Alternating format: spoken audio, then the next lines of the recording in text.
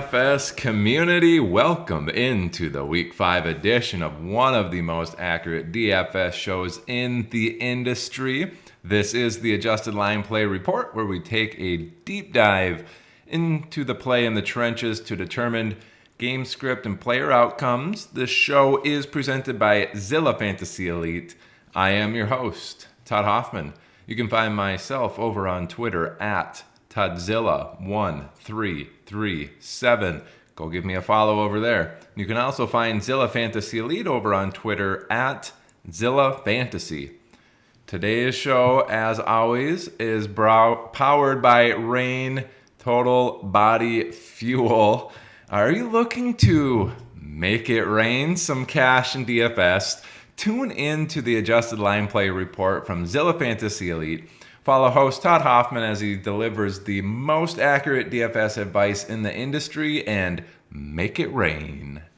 Again, today's flavor, orange dreamsicle.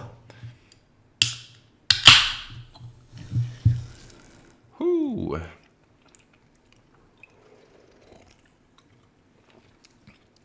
Dreaming of those tournament victories here.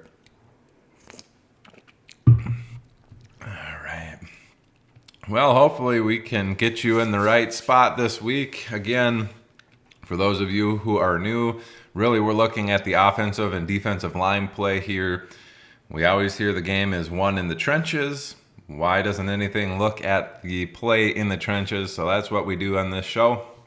We're going to go through every single game on Sunday, show you the slates. On Tuesdays, I throw out the first look there, just kind of scroll through everything. You can use that for your Thursday night football game if needed, but I'm going to get into the slate here.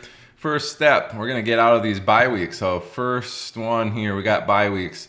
Seattle at Tampa Bay on bye. And then we have Cleveland and the Chargers on bye. So take that into consideration, especially when you're setting your lineups. They will score you 0 if they're in your lineup from those teams. All right. We're actually going to get into the London game. I did not do that last week. I apologize. But let's get into the Jacksonville-Buffalo game here. Again, that's London. That's going to be an early game, not on the main slate. But do be aware that this is going to be early. So if you are a late riser, especially if you're on the West Coast, take this into consideration when setting your lineups. Make sure there's nobody that's like questionable or doubtful going into this particular game. Regardless, pretty good Vegas game total here, 48.5. Buffalo 5.5 points, home favorites if you want to consider that in London. Buffalo 27 team implied total. Jacksonville 21.5 team implied total. So again, got to have the island slate mindset here. We have Jacksonville on offense, number 13 and 16 in the pass protection categories. Buffalo 16 and number 2. And this is pretty even up. Switching over to the run blocking side, we see Jacksonville 20th in run blocking. Buffalo actually number 3 in defensive run stopping. And then Jacksonville 22nd in offensive run DVOA. Buffalo 11. This is telling me Jacksonville is going to struggle to run the ball against Buffalo. Which is not very good. And then getting into the pass protection side, this is pretty even. Jacksonville 13, Buffalo 16. Usually when it's even like that, hey, players just play their football, and then there's no real advantages taking place. So the people who are really good at football will do well. That's kind of what this is suggesting. So we've seen scenarios like that. It's been Kirk recently. Filling in the gap for the pass game here. This could be one of those Calvin Ridley weeks. Studs eat is kind of what I say in these particular scenarios. And we've seen Evan Ingram be pretty good the last couple of years here in Jacksonville. Could be his week here. But usually this is just a sign that offense and defensive line are pretty well matched. And typically we see in those scenarios where your best players are the ones who actually perform well in those scenarios. So the other thing to take into consideration is this pass DVOA, number 2 from Buffalo. 16 there from Jacksonville. That's pretty heavily in favor of Buffalo. Really, I'm assuming Jacksonville is going to struggle to score points in this. It seems like that's been their MO so far this year. I'd be fading Travis Etienne in this for sure. In an island matchup, he would not be in any of my lineups in this particular island game. Getting into the Buffalo side, they are number one in offensive pass protection. Jacksonville 23rd at getting after the quarterback. Buffalo 3rd in the offensive pass DVOA. Jacksonville 15th, so heavily in the favor of Buffalo's passing. They should have plenty of time, and they should be pretty efficient with their attempts there. Getting into the run blocking side, Buffalo number 12, not bad, but Jacksonville 3rd at stopping the run. We're looking at Buffalo's offensive run DVOA at 8, Jacksonville 7. Really what this tells me is Buffalo is going to be a lot more effective throwing the ball in this particular matchup, and James Cook and company there in Buffalo are going to struggle to run the ball. So can James Cook certainly fall into the end zone? Yes. That hasn't been necessarily his MO for his entire career here so far. We've seen other people take those goal line carries. So again, Etienne and James Cook, probably people that I would not have in my island matchups. Be looking to attack the passing game in each of these. For sure, Josh Allen, probably have him as a captain would be a good idea. And then we saw last week with the vast amount of time to throw, we had Stephon Diggs go off for 3 touchdowns. That could certainly be the case here. Last week I did suggest Gabe Davis. Typically when they've got time to throw, Gabe Davis does get one long reception of some sort, and a lot of times that's a touchdown. So keep that in mind. I would be attacking both pass games in this particular island matchup, getting probably 4 pieces or 5 pieces of Buffalo and 1 from Jacksonville here, or 2 from Jacksonville. So shouldn't be too great of a game from Jacksonville. I'm assuming Buffalo is going to dominate from the beginning. That's going to lead to Jacksonville needing to pass anyway. So that's going to be that island game. Let's get into the main slate, shall we? This is going to be Buffalo and Jacksonville here in the island game. And then getting into the number 1 game on the slate is Kansas City and Minnesota. Right here. All right. So Kansas City, Minnesota. Number 1 game on the slate because it's a 52.5 point Vegas game total. Kansas City are actually 3.5 point road favorites here. 28 team implied total for Kansas City. That is number 2 on the slate in terms of team totals. Minnesota 24.5 team implied total, good for 5th on the slate. Getting into the road team, Kansas City offensive pass protection number 1. Minnesota middle of the pack 14. Pass DVOA 7 for Kansas City, 20 for Minnesota. Pretty heavily in favor of Kansas City. They should have plenty of time to throw. Can't really trust anybody in their wide receiver room. It's the Travis Kelce show and pretty much no one else for the most part. Thing that you want to take into consideration is Rashee Rice has been getting a lot of increase in snaps recently. So if there's going to be one receiver that kind of maybe gets a few more targets than the rest of them, Rashee Rice would be my bet. But as I've always said in these particular scenarios, if they're going to have some time to throw, it's those deep threats that have the opportunity to score, from 50, 60 yards out with a touchdown. That's going to be Justin Watson, and that's going to be Marquez Valdes-Scantling. And we do see those two actually as the highest terms of routes run on their wide receiver group. If they're going to have time to throw, one of those two certainly capable of getting a long bomb.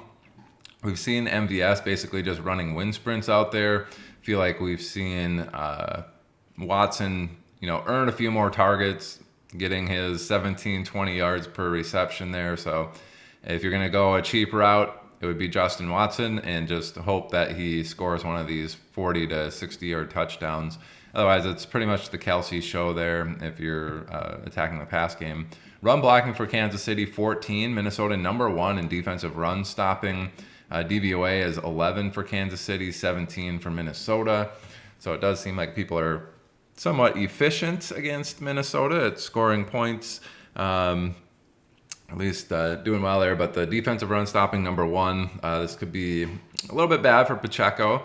Kansas City, it's a 3.5 point game. They are expecting it somewhat close.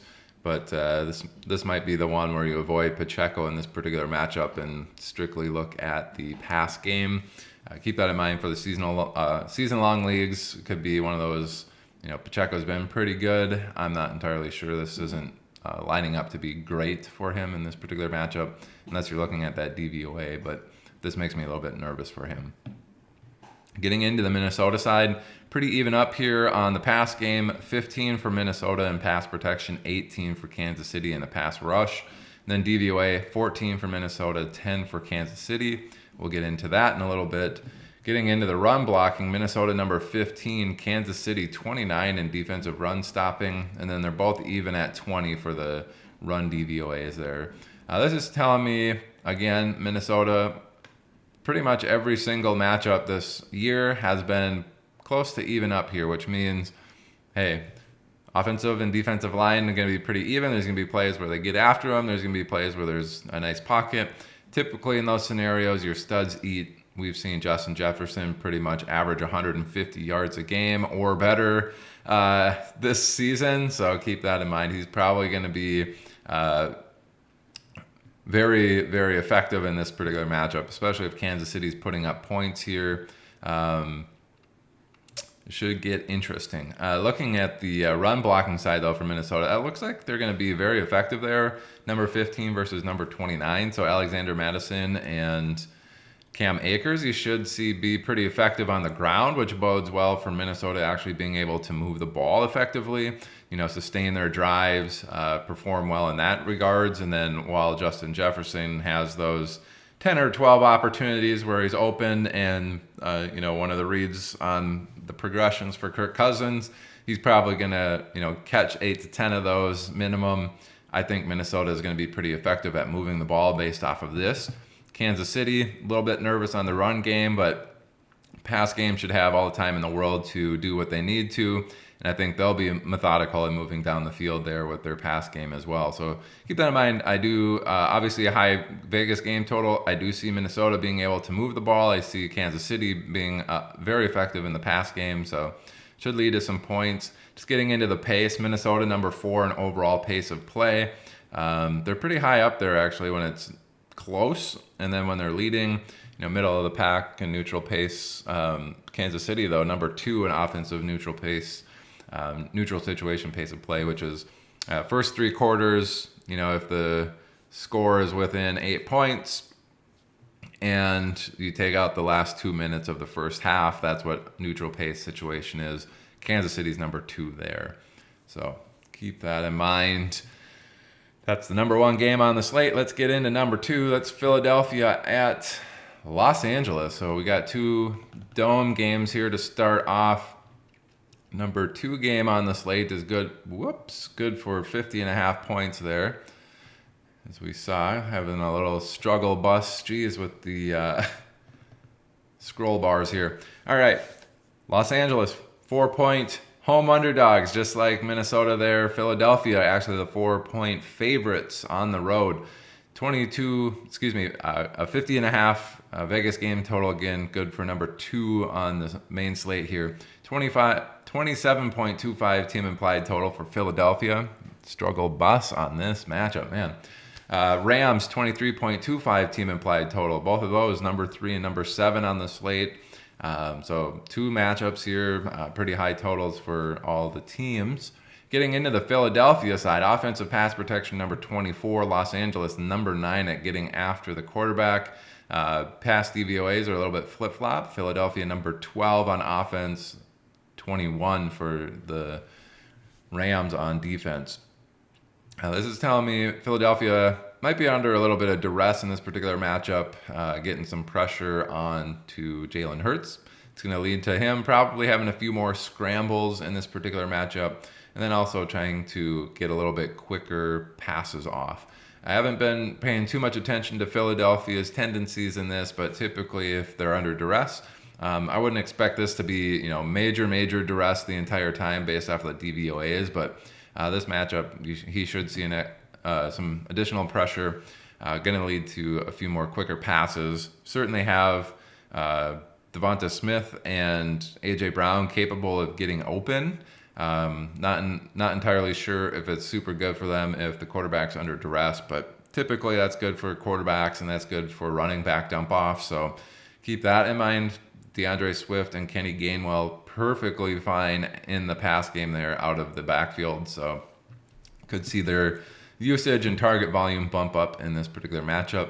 Getting into the run blocking side, it's very, very heavily in favor of Philadelphia. Number 2 overall on offense, Los Angeles 17, and then the run DVOA, Philadelphia number 3, Los Angeles 24.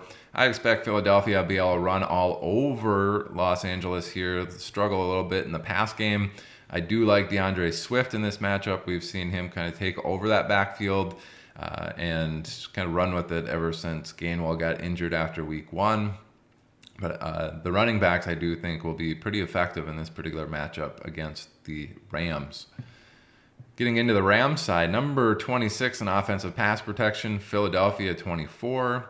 Pass DVOA is very similar. Number 13 for Los Angeles, number 17 for Philadelphia.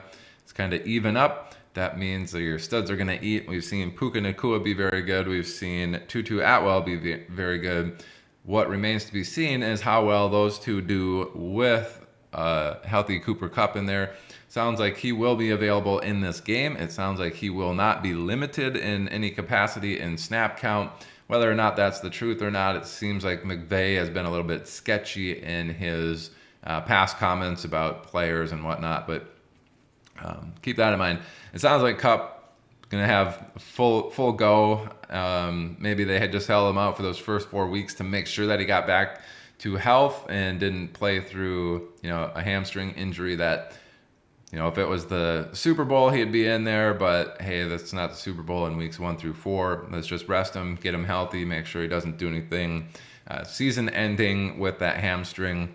He's going to be in there. I think he will do well. I think Puka should do pretty well here against Philadelphia as well. What remains to be seen, I think Atwell is going to be the one that takes a seat, so to speak, in this particular one. I don't think Los Angeles is necessarily going to have a ton of time, but they might have more time than they've been used to. So keep that in mind. Interesting one there for the pass game with Kupp coming back. Getting into the run game, Los Angeles number 11, Philly number 4 at stopping the run. DVOA, Los Angeles number 7, which is pretty good, but Philadelphia number 1 in stopping the run.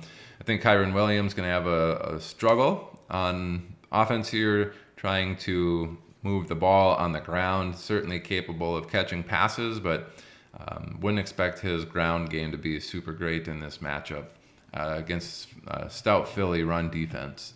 So keep that in mind. I think Los Angeles is going to have to move the ball via the air.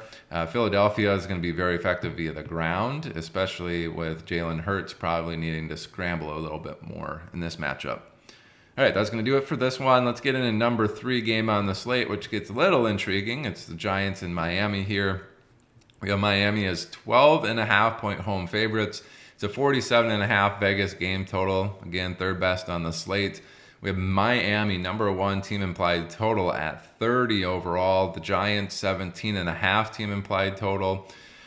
Wow. So big discrepancy here. Getting into the Giants, they're number 31 in offensive pass protection. Miami, number 2 in defensive pass rush. So they're getting sacks in scenarios where you wouldn't necessarily expect them to. Getting into that pass DVOA, the Giants, number 32. Miami, 26. Still in the favor of Miami. Miami defense probably going to eat in this, especially if they're up big. They're going to have plenty of opportunities for sacks and things like that. Can the Giants adjust? I don't know. Doesn't seem like it. So Miami defense probably very in play considering the Vegas implied game script and what this is showing us right here. Number 2 versus the second worst.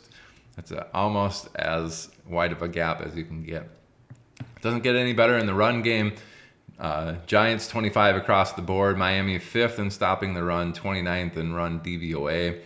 I do expect Miami to be able to stop the run in this. We should have Barkley coming back. He's certainly a talent that can overcome even really poor matchups like that. But again, if Giants are going to be under pressure, expect quick passes. That's probably going to be really good for Waller, and especially if Saquon Barkley's back. They're probably going to be the heavy beneficiaries of any target volume, trying to get that ball out early. I don't think the Giants are going to be very good on offense. Scoring touchdowns might be an issue. If you're in full PPR, I think Barkley and Waller will be okay. Just don't expect any ceiling games from them. Ceiling games, But let's go look at Miami. Can we expect a ceiling in this matchup? Well, Miami number 14 in pass protection, number 1 in offensive pass DVOA, so 14-1. Giants number 31 and 29 in the pass rush categories. Huge favor for Miami. They should have plenty of time to throw. I would expect Waddle and Tyreek Hill to absolutely shred in this. If they have time to throw, those two are very difficult to cover, and pick your poison in terms of Tua throwing to whoever he wants to in this matchup. But I expect both of them to be able to be very efficient in this matchup, especially looking at number 1 versus 29 in DVOA. They'll be very efficient with their targets, and I expect them to do well. It might be one of those scenarios where maybe they only get 6 or 7 and they're up by a bunch, running the clock out. You might not see their target volume get up there, but certainly capable, both of them, 6 or 7 receptions for close to 100 yards and a touchdown with that kind of efficiency. Wouldn't be surprised to see that come to fruition for both of them, near 100 or over 100 each with a touchdown. Durham Smythe, probably a dart throw in terms of tight ends if he's going to be cheap. He's somebody that you could attack too if you think Miami's going to be in scoring position quite a bit. Keep that in mind. Getting in the run blocking side, we do have the Miami number 25 in run blocking, Giants 22 in stopping the run, so pretty even there. DVOA is where it gets interesting. Miami number 1, the Giants number 22. Means Miami has been very efficient with their carries in terms of the run DVOA here. Even though the run blocking unit might not be very good at number 25, they're still very efficient with their running backs and what they're getting for results. That could be more the case, again, if Miami is passing the ball, having plenty of time. They're probably going to be worried about the pass, right? So when these running opportunities come, they're going to be very efficient, especially if Miami's going to be up big in this. I could see it where they're kind of just running it down their throats. They're getting 3 or 4 yard chunks, and then every once in a while it's a 8 to 25 yard chunk, and they see quite a bit of volume there in the run game, especially as the end of the game approaches. Be very curious in this if Miami is absolutely boat racing them. What they do towards the end of the matchup could be late third, early fourth quarter. Let's say it's already 30-7, 30-10, something like that. They're up by 20 or more. We may see Mostert just ride the pine. Hey, you're 31. We've seen a lot of injuries. Take a rest. You got the rest of the day off. Keep that in mind. That could lead to more Devon Achane carries, or it could be the reserve after them getting a lot of that carries, especially if they're going to be up big. They might want to preserve both Achane and Mostert, start getting into the third and fourth stringers there on offense for the running back. Keep that in mind. Should be very, very good for Miami, very, very poor for the Giants in this matchup. Kind of as Vegas was expecting it to be. Cincinnati, Arizona is the 4th best game on the slate, and we start dropping down into the below 45 games here. So this is a 44.5 point Vegas game total, 4th best on the slate. Again, we have the road team that is the favorite. Cincinnati 3.5 point road favorites, 23.75 team implied total. Arizona 20.75 team implied total. Let's get into these matchups. I can just tell you overall, pass protection close, run blocking close. Arizona side, pass protection close, run blocking close. There's no real advantages. We'll just get that kind of out of the way in terms of the offensive pass protections, defensive pass rush, and offensive run blocking and defensive run stopping. They're all within 4 of each other in terms of rank, so they should be pretty even up across the board in that matchup. That's where your studs eat. Expect Jamar Chase to have a pretty solid game here. The only difference getting into some of these DVOAs, we see Cincinnati's run DVOA be 14 spots higher roughly than Arizona's run DVOA. Arizona's pass DVOA on offense is 13 ahead of Cincinnati's pass DVOA. So Arizona's pass game should probably be efficient. Cincinnati's run game may be a little bit more efficient than you'd expect based off of the matchup. And then Arizona's run DVOA on offense number 5, Cincinnati 30. could be okay for James Conner in terms of efficiency with the touches, despite some of the lanes not being super wide open there. What that really means is they're getting touchdowns and things like that give them a positive EV in terms of scoring as they touch it. So with that in mind, it's really a studs eat type of matchup. Cincinnati, I would expect Jamar Chase to be the biggest beneficiary here. We've seen Cincinnati struggle. We've seen Arizona actually perform pretty well against some of these teams. That might be the case here with Cincinnati. They might be struggling, especially with T. Higgins out. It's going to be Jamar Chase, Tyler Boyd. I don't know who else they're going to have with targets there. I think Irv Smith was injured. I don't know if he's going to be in the game. Could be some more targets to the running backs there, but I think it's just going to start funneling to Jamar Chase without T. Higgins there. Tyler Boyd will definitely see a bump in targets there, but really those are going to be the two main beneficiaries in that pass game. Again, run game we can kind of expect to be so-so, maybe good, but that remains to be seen. We haven't seen Mixon be super productive yet in any particular matchup. In the Arizona side, again, studs eat. We've seen Michael Wilson kind of take the efficiency aspect, so 7 catches, 70 yards or so, and 2 touchdowns last week. Could be more of the same, especially if this is an even up matchup. I don't know if he's necessarily a stud, but he is certainly capable of getting touchdowns once they get into the red zone. It seems like he's their red zone threat almost versus anybody else. But really, Marquise Brown, I think, is the main beneficiary of a matchup like this, where I think he can get open. We've seen Dobbs be plenty effective this season in terms of getting the ball and being a distributor. We still see Arizona willing to run the ball with James Conner, so I expect more of that to continue, especially if Cincinnati's struggling to move the ball. We may see Arizona try to dominate the time of possession there with the run game and kind of try to wear out Cincinnati's defense in that regard. I know this says a Vegas 3-point favor for Cincinnati, just kind of based on how Cincinnati's playing. Obviously, we hear the purge siren there.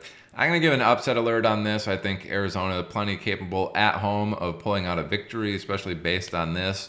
I wouldn't expect anybody to be just absolutely dominant in terms of teams, that is. I think Jamar Chase is the biggest beneficiary out of everybody in this matchup. He could be one of those that goes nuclear this week and has one of those 30-point DK totals this week. But really outside of that, upset alert for Arizona in this. I think they can certainly pull this one out. All right, number 4 game on the slate is done. Let's get into number 5. Some interesting teams here, Carolina and Detroit. Get up to them. They're just a little bit below at 44 points. And again, this is as of Saturday morning that we're recording. These lines can change and have changed since I made it on Tuesday based off of injury news and like Cooper Kupp coming out. These types of information do move the line, so just keep that in mind. So Sunday early game here, Carolina visiting Detroit. Detroit 9.5-point home favorites, 5th best on the slate at 44 total overall for Vegas. That does get Detroit to 26.75 team implied total, which is the 4th best on the slate. Carolina, unfortunately, 17.25 is all that's left over for them, and number 19 on the slate. Again, there's 10 on the main slate, so that's second worst team score there with Carolina. Getting into the Carolina side, number 22 in offensive pass protection across the board. Detroit, number 3, number 8 at getting after the quarterback. Detroit's defense should be absolutely dominant in this, especially if Detroit's up. They're just going to be smoking Carolina. There shouldn't be a ton of time to throw for Carolina. Been watching the quarterback school. It doesn't seem like there's been a ton of time the entire season, which is having an effect on Bryce Young. We've seen him, be turnover prone so far with all that pressure. When he's given time, he certainly looks like he will be decent. It's just that he's not given a lot of time to make plays in this current offense. Unfortunately for Carolina, the run game's even worse. 27 and 26 for their offensive run blocking units. And then Detroit, number 8 and number 4. So Detroit, again, should be very dominant. Wouldn't expect Carolina to be very good in this. They're going to need to get quicker passes out. And I wouldn't expect the running backs to be going anywhere in this particular matchup. What we could see is a ton of running back targets. We have seen that already in the past. Miles Sanders, after like week 3, I believe he was leading the league in running back receptions. Keep that in mind. It's probably going to be more of the same here. Carolina, absolutely an avoid for anyone for me in DFS. And certainly take this stuff into account when setting your lineups. I think Thielen's an avoid here. Sure, he was a good route runner, but we've seen him, quarterback schools all over him, telling us he's running slow routes. And if that's the case, I get a little bit nervous in this situation with him being very effective. I think this is one where Detroit's absolutely going to dominate. I'd be surprised if we see Carolina get anywhere near 17. I'd expect them to be more in the 7 to 13 range in this particular week based off of this. Getting into the Detroit side, offensive pass protection, number 7. Pass DVOA 4. Carolina, number 5 and 11 against the pass. So pretty even there. Your studs are going to eat. Unfortunately, we don't have any more studs there. We have Amon-Ra St. Brown is doubtful. I haven't gotten any news that he's ruled out yet, but he is doubtful for this particular matchup. So RIP, my Scott Fishbowl team. He was my number 2 pick, but fortunately for me, we saw Tyreek Hill should have a monster week, and he is also on my squad, which is good. So with that in mind, Detroit, who else can we account for on this? Stud's going to eat. Sam Laporta, he could be a big beneficiary of Amon-Ra being out. We also have Jameson Williams coming back from his suspension. I trust him a little bit less, but that's intriguing with Amon-Ra St. Brown being out and him coming back in, how that's going to work. This isn't necessarily suggesting that he's going to have a great game. We've seen him kind of flounder since he's been in the league, but he was coming off ACL tear last season. I think he's only got one entire career catch as of the moment, but it's a 41-yard touchdown. So if Detroit's going to have some time to throw, I don't know if that's necessarily going to be the case.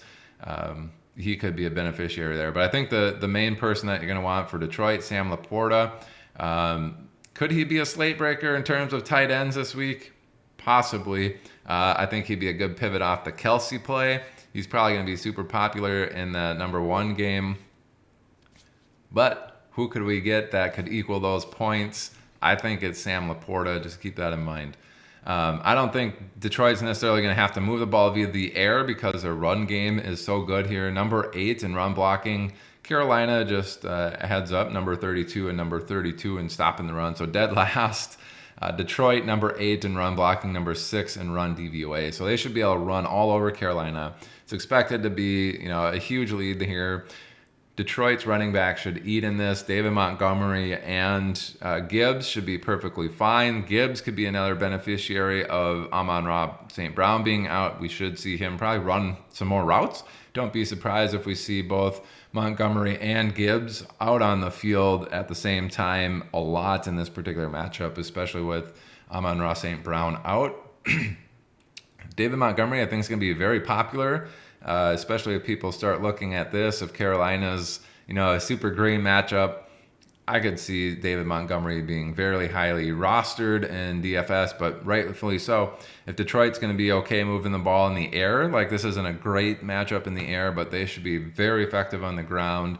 Montgomery is going to be a huge beneficiary of that, and we could see him go nuclear as well as Sam Laporta in this matchup. Interesting there. Avoid Carolina, Detroit, Sam Laporta, David Montgomery, even Gibbs could be in play here in dart throws of maybe Jameson Williams. All right, so that is the number 5 game on the slate. Number 6 towards the bottom here is the Jets and Denver. Getting a little interesting here. A lot of immovable forces going against each other here. So number 6 game total at 43.5. We have Denver as 2.5-point home favorites. With that team implied total of 23 for Denver and 20.5 for the Jets. They're number 8 and 13 in terms of team totals there. Jets number 20 in pass protection. Denver 23 at getting after the quarterback. Jets, number 21 in pass DVOA. Denver, dead last at 32. We've seen them get absolutely shredded by everybody. So can Zach Wilson, who seems to be able to really have to sweat in order to break 170 yards passing, is this a game where we could see him go for over 300 and multiple touchdowns? Certainly seems to be a potential here. Getting into the Denver side is kind of interesting. We have, the run blocking side. Jets 32, Denver number 10 at stopping the run. So this seems like it's a huge favor in terms of Denver's defense being able to stop the run. But we've seen them get demolished in the run game as well. So it'll be interesting. I think there's a Breece Hall type of week. This is very interesting. The run stopping being number 10 for Denver here. The Jets run blocking unit being very poor. DVOA is 29 versus Denver's 31. Again, we've seen Denver get smoked. Probably worst defense in the league if you want to look at it that way. Could be a very sneaky option actually in terms of DFS defenses. No one's going to be playing them, but Zach Wilson certainly turnover prone. We saw him be very good against Kansas City. Is that a sign of more things to come against this Denver team, which we saw Justin Fields absolutely dominate? Remains to be seen. But Garrett Wilson, if you think that pass game is going to absolutely shred against Denver, should be good. Dart throw of Allen Lazard. On the run game side, I do think Breece Hall could be very effective in this particular matchup against Denver. I would probably avoid anybody else. Delvin Cook, no go. We have heard Robert Zilla, the coach there, say that Breece Hall is no longer on a snap count or any sort of limitation. So interesting there for the Jets. Could be very effective. Denver's defense could also be in play here with not a lot of people, especially in tournament settings. Wouldn't be surprised to see a pick six potentially there. Getting into Denver offense, number 28 in pass protection, 15 in pass DVOA. Pretty even with Jets at number 25 pass rush and 22 defensive pass DVOA. Run blocking for Denver, 23. Jets number 13 at stopping the run. And then the DVOA is pretty even. Denver 15, Jets 13. Don't expect Denver to be able to move the ball super effectively against the Jets. If they're going to do it, the run blocking doesn't look super good. We do have Javonte Williams with an injury. I haven't seen if he's been ruled out yet, but all the injury docs are saying that's a multiple week injury with his hip from the sounds of it. So Jaleel McLaughlin.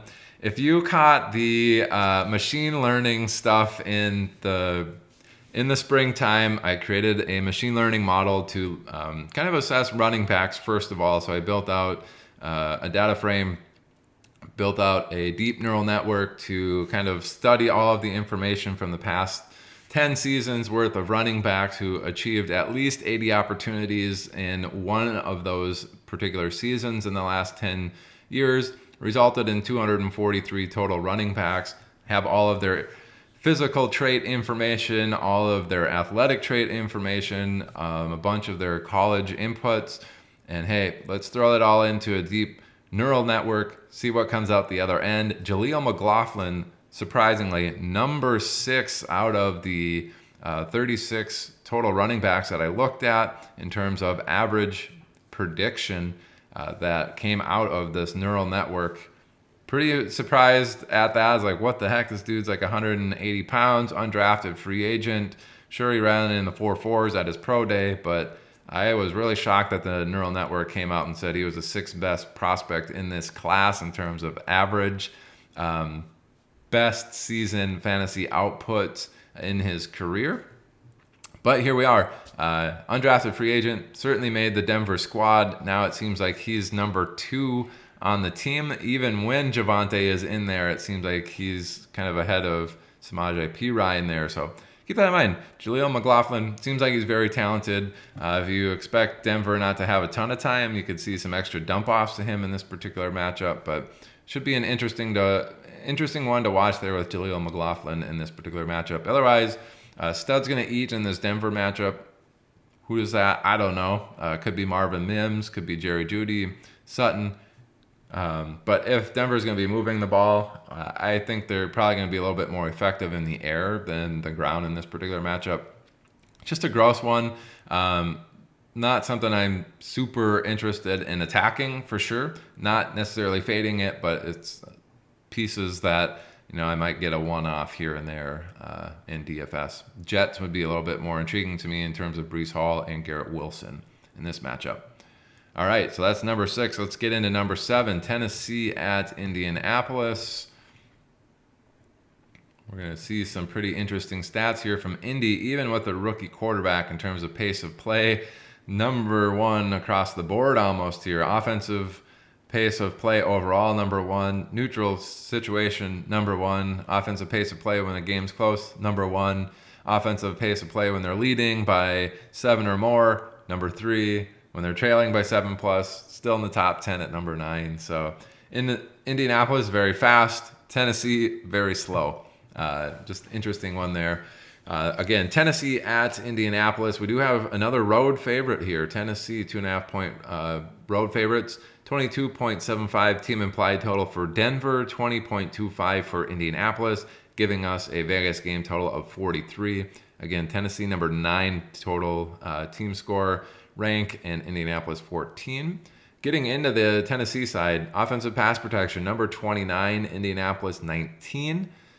DVOAs, 25 for Tennessee, 14 for Indianapolis. This is in the favor of Indianapolis. They should be able to get after Tannehill, get some pressure on him in this particular matchup. Not going to bode well for the pass team there. Typically, that means some quicker routes. Is that going to be more to Tajay Spears? Probably. Seems like he's the biggest beneficiary of these in-between routes. We do have Phillips coming back, Kyle Phillips.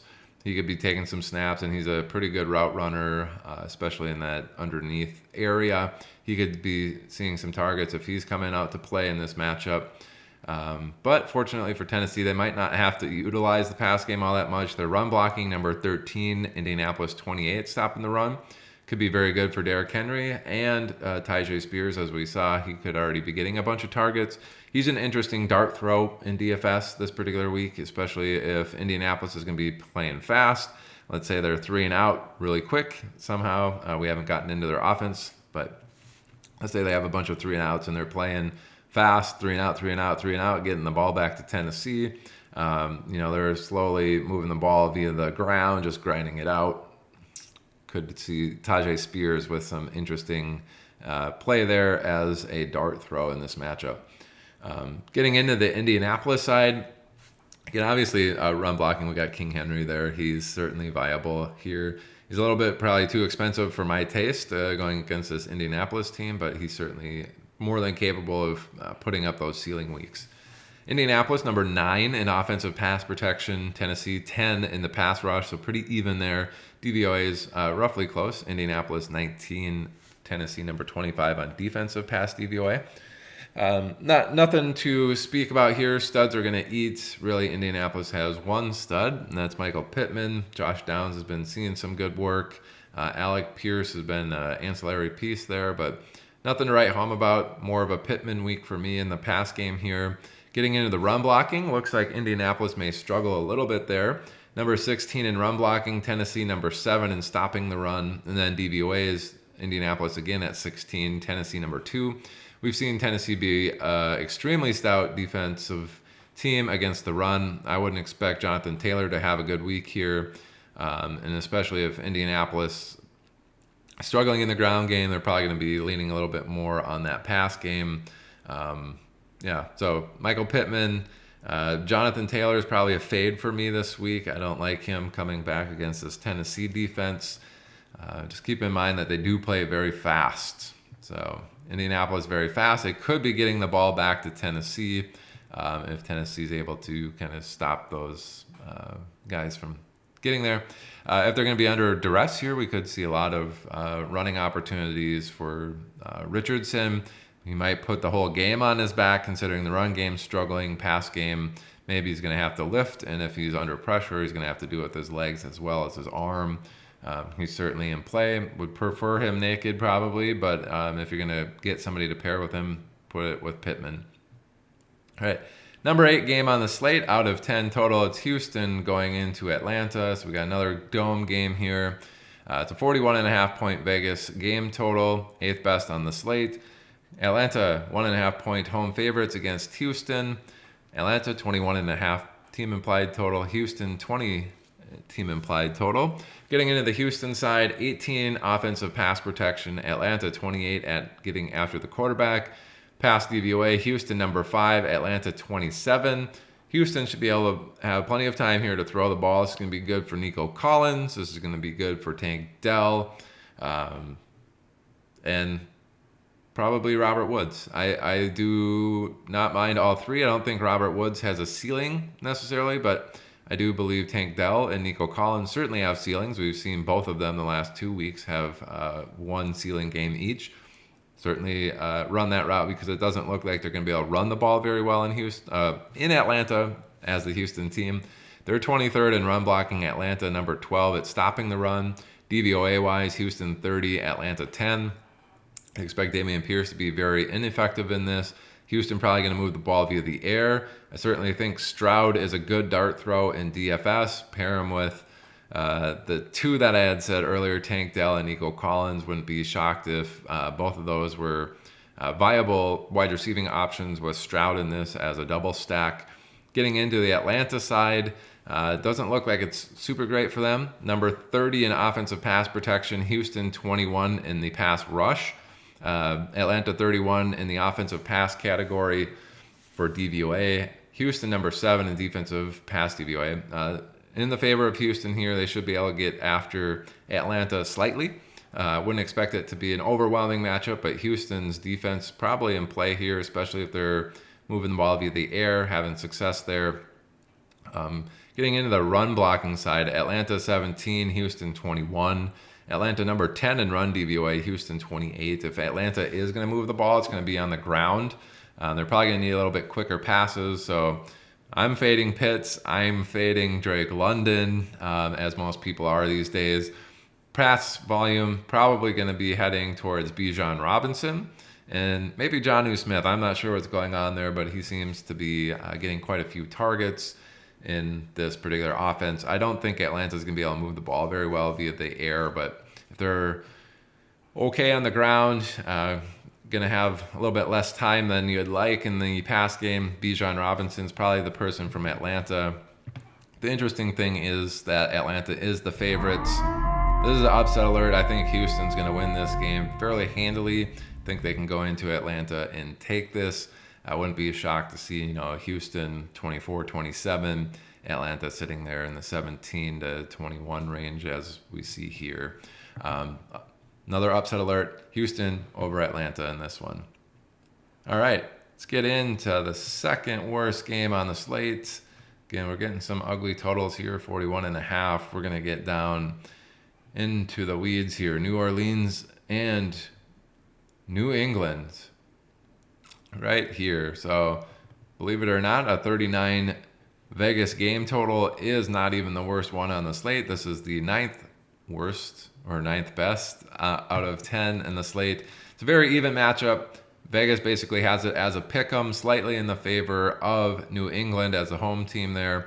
So New England, 0.5 point home favorites, if you want to call it that, on the 39 Vegas game total. That's leaving them with 19.75 team implied total. New Orleans with 19.25. Getting into the pass protection for New Orleans, 25. New England, number 17 at getting after the quarterback. DVOA pretty similar, 23 for New Orleans, 12 for New England. New England should be able to get after the quarterback here. Wouldn't be shocked to see them with mini sacks and strip sack opportunities. Potential for some mistakes there from the quarterback too, especially if they're getting shellacked. Derek Carr is already kind of injured. If we see Jameis Winston sighting, I do like New England's defense in this matchup if that could be the case. Getting into run blocking side, New Orleans actually number 11 in run blocking, New England 24. It's a little bit flip-flop there for the DVOA. New Orleans 21, New England 8. If New Orleans is going to move the ball, it's probably going to be on the ground game. We do have Alvin Kamara coming back, seeing a bazillion targets and no yards out of all of his 13 catches that he had last week. Set a record for the lowest amount of receiving yards by any player, over 10 receptions. He had 13 and had like 30 yards. The previous low on 13 receptions was like 70. So kind of an interesting one there. Could be more of the same for Kamara. Quick targets going to his way. Probably Michael Thomas as well. I think this is an Olave fade game based off of this matchup. And then the run game is probably going to be where they move the ball. So Alvin Kamara could be his turn again. Getting into the New England side, number 17 in offensive pass protection, 22 for the Saints. That's pretty even. Number 20 for the Patriots in pass DVOA. Number 9 on the defensive pass DVOA for New Orleans. Pretty even here. Studs going to eat, or those who are good at football will do best. I don't really think New England's got any studs. It seems like Demario Davis is their best wide receiver at this point. Whatever. Maybe it's a Hunter Henry week in the pass game. Getting into the run blocking, New England 14, New Orleans number 10 at stopping the run. And defensive run DVOA for New England 24, New Orleans 15. I wouldn't expect this to be a very high-powered offense. I wouldn't expect this to be a very high-powered offense for New Orleans. This is going to be a struggle bus game. Pretty much an avoid for me for every single player in this matchup outside of Alvin Kamara. Let's just get rid of this number 9 game. We'll move on from it. I do want to go back to this Houston game, though. Ka'imi Fairbairn, Houston's kicker, especially if they're going to be struggling running the ball, being okay passing, but not great. I think Houston's going to get into field goal range and probably deeper field goal range and maybe stall out in some of their drives. Just keep that in mind. Ka'imi Fairbairn, if you want a kicker to start in your particular league, I think he is going to be a top 5 kicker this week. All right, let's get into the worst game. If that New England one was ugly enough, we have Baltimore at Pittsburgh, which is even lower by a full point. Baltimore actually going into Pittsburgh as 4.5-point home or road favorites. So a lot of road favorites this week. Baltimore 21.25 team implied total. Pittsburgh 17.75, giving us a Vegas game total there of 38.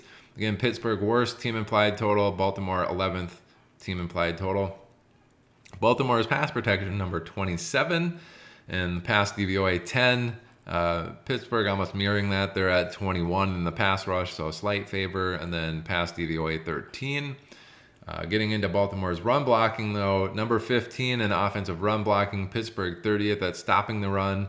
Baltimore's run DVOA number 4. Pittsburgh's run DVOA number 14 on defense. So Baltimore are probably going to be running the ball effectively in this particular matchup. That's probably going to be how they move the ball. Who the hell is going to be getting these carries from Baltimore? I don't know. Pick your poison. It seems like Justice Hill is back, so he could be the one. Is he a 3-down grinder who's going to be getting tons of volume? I doubt it. So probably an avoid for me for most of these Baltimore players outside of Lamar Jackson. I think, if they're under pressure a little bit here, he's going to have a little bit more scrambles. He's going to be perfectly fine getting those chunk rush yards. He's going to need to dump the ball off a little bit faster too, so that could be Mark Andrews. But really, I think Baltimore, based off of this, they're going to be running the ball. They're not particularly fast on offense, so probably grinding out the clock, low score. Kind of a fade for everybody. It is the lowest game on the slate for Baltimore there. Pittsburgh, offensive pass protection number 8, Baltimore 13 at getting after the quarterback. DVOA really bad for Pittsburgh, 30, number 4 for Baltimore, so heavily in favor of Baltimore there. Probably means that they're going to land some of these sacks and be pretty effective there in terms of getting after the quarterback, maybe getting some interceptions for Baltimore. Run stopping is even better for Baltimore. Pittsburgh 20th in run blocking, Baltimore number 5 at stopping the run. And Pittsburgh number 31 in the run DVOA, Baltimore number 6. Pittsburgh probably going to struggle mightily to move the ball in this based off of this info. Again, probably going to be fading Najee Harris. If they're getting after the quarterback, that's going to be some more quicker dump-offs. Deontay Johnson not there yet, so that's probably going to be Pat Freiermuth has been ruled out as well. So kind of their previous 2 best options. It leaves you basically with George Pickens and I don't know. Jalen Warren probably is the top 2 target earners this week for Pittsburgh. It's going to be gross. I think Baltimore does take the victory here, and I think both of these teams just kind of grind it out. Wouldn't be shocked to see this one be like a 13-3 game. Baltimore wins, hit the under, collect your money, and go on from there. All right, that does it for the main slate. Let's get into the last 2 games. We have Dallas at San Francisco, Sunday night game. Very intriguing. And then Green Bay and Vegas as the Monday night game. So again, island matchup. Need to take that into consideration. Think of these a little bit differently. Who's going to do well in the individual matchup here? So 45 team implied total, 45 Vegas game total in this Sunday night football game. San Francisco 3.5 point home favorites. 24.25 team implied total for San Francisco. 20.75 for Dallas. Getting into the Dallas side, number 6 in offensive pass protection. San Francisco, number 12 at getting after the quarterback. A little bit flip-flopped in the DVOA. Dallas 17, San Francisco 6 on defensive pass DVOA. A little bit in the favor there of Dallas. They might have some time to throw the ball. Doesn't really matter. It seems like the target earners there are going to be CeeDee Lamb and the tight end. Ferguson, we could see more of the same here. Pollard certainly capable of getting targets. We have Brandon Cooks and Gallup there. Dallas got some weapons. It just doesn't look like a huge favor here. My best bet would be CeeDee Lamb in this particular matchup, but pick your poison. Maybe it's Ferguson. Offensive run blocking for Dallas, number 9 versus San Francisco 4. Pretty even there. And then the run DVOA, Dallas 17, San Francisco 23. Again, just taking the whole picture into account, I think this is going to be one where it's probably Tony Pollard's going to be doing a lot of the heavy lifting for Dallas. Don't mind a Ferguson play in this as well as a cheaper option to get into your lineups to get Dallas. Offensive look there. And maybe let's swing back to that after we look at San Francisco's just to kind of build what you would want to do for this individual island game. San Francisco 29 in offensive pass protection. Dallas number 2. That's a huge favor for Dallas. They should be able to get after the quarterback here. The DVOA is Dallas number 1, San Francisco number 2 in pass DVOA. So I think Dallas is going to be getting San Francisco under pressure. That could lead to some Brock Purdy scrambles. He could be, sacked, strip sacked, pressured to throw into some coverages that he might not. So Dallas defense could certainly be in play in this particular matchup. I don't know how popular they're going to be, especially with how well San Francisco has been playing on offense recently. Run blocking for Dallas here, for San Francisco, number 18 for the run blocking. Dallas number 6 at stopping the run. And then the DVOA, San Francisco very good again at number 2, Dallas number 12. This does look like a very even matchup. I'm very tempted to hit the purge siren to say upset alert here for Dallas and San Francisco. I'll just hit it. I don't think it's a very, very strong inkling. I just think San Francisco is going to struggle a little bit to move the ball in this particular matchup. I think Dallas's defense should be pretty good here. They should be able to get after San Francisco. That is going to lead to probably some quicker throws on San Francisco's end. George Kittle, CMC, usually the biggest beneficiary. Debo, also underneath routes. Those are the 3 players that you're going to want to attack. Probably going to skip over Brock Purdy in this particular matchup. I don't see him having a ceiling game. So Kittle or CMC, very expensive. And then probably, maybe Dallas. Defense, the tight end, just to get down on there, Pollard, and who knows, maybe none of the quarterbacks are even in this particular lineup. But anyway, it seems like a very interesting one here. Defenses should do almost prevail in this. Maybe get both defenses. One of those weird ones where both defenses is the right play. Certainly plenty of ways to play it. I'm fading Brock Purdy, I think, in this. CMC is going to be very expensive, but I think he's worth it in this particular matchup. And I don't know. Very intriguing game. I'll be interested to start putting some lineups in for that this weekend. Getting into the last one here, Monday Night Football, last game for the Adjusted Line Play Report, Week 5. And where are we at? 44.5-point Vegas game total. Not great, not bad.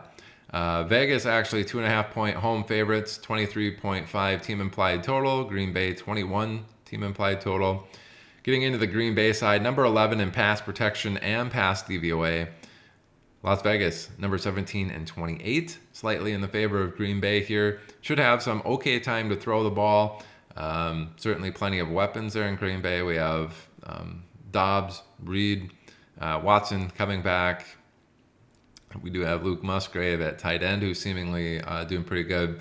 They're all good, not great options in terms of their talent profile. I think Watson is actually pretty good. We saw last year, but yeah, pass game here should be okay. Not necessarily a studs eat scenario. I think they'll have a little bit of more time than perhaps Jordan Love is used to.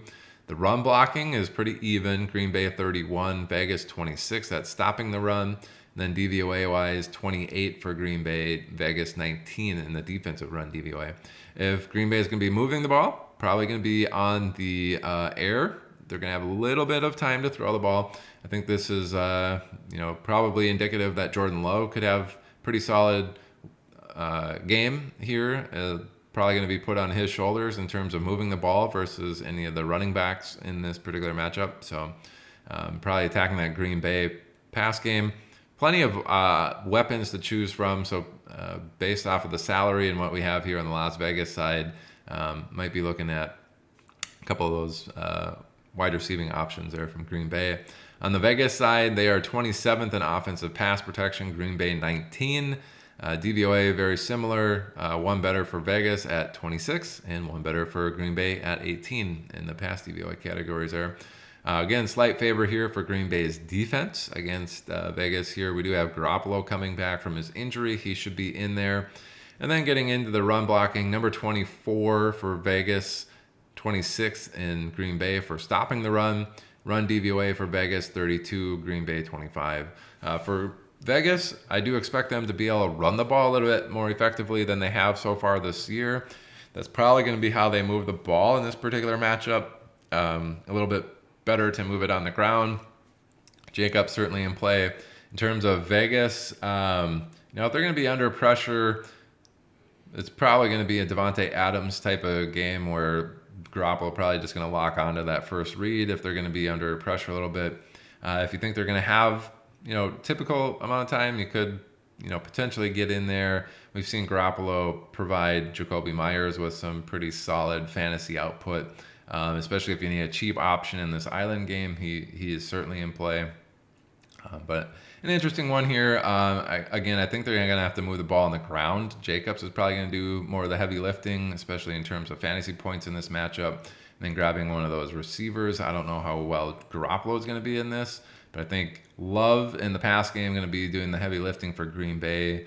I think Jacobs on the ground for Vegas going to be doing the heavy lifting, and that's the route that you're going to want to go in this. Could be a 3-3 week where you get 3 players from each side, or 4 from Green Bay, 2 from Vegas. Just get the 2 studs there in Vegas, or Jacobs and Jacoby Myers, something like that. Anyway, that's going to do it for week 5 of the adjusted line play report. Got 2 games, I guess, worth of teams on bye, so 4 teams total. Hit that London game, 3 island games that we went over. Hopefully we can get there and win some money on those.